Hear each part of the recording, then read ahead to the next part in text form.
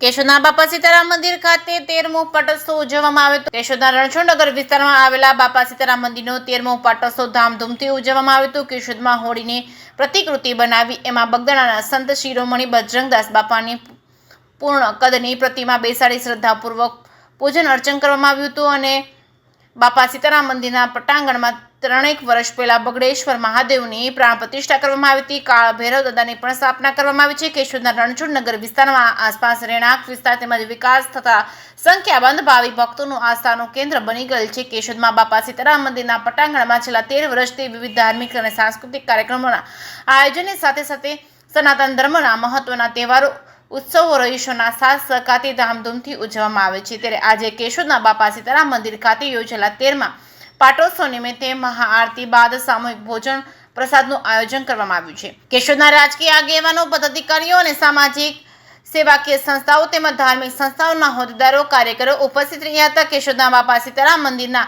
13મા પાટોત્સવ કાર્યક્રમમાં યુવાનો એ સમગ્ર વ્યવસ્થા સંભાળી હતી। કેશોદ તાલુકા હિન્દુ યુવા સંગઠનના તાલુકા પ્રમુખ, બાપા સીતારામ મંદિરના મુખ્ય આગેવાન વિશાલભાઈ સોલંકીએ સૌ દાતાઓનો સહયોગીઓ અને મહાપ્રસાદ લેવા પધારેલા નગર શ્રેષ્ઠીઓનો આભાર વ્યક્ત કર્યો હતો। કેશોદના બાપા સીતારામ મંદિર ખાતે બિરાજમાન બજરંગદાસ બાપા તેમજ બગડેશ્વર મહાદેવ અને કાળ ભૈરવ દાદા તેમજ જાગૃત ચૈતન્ય હોય ભાવિ ભક્તોની મનોકામના પૂર્ણ કરતા હોય અને ભાવિ ભક્તોનું આસ્થાનું કેન્દ્ર બની ગયેલ છે।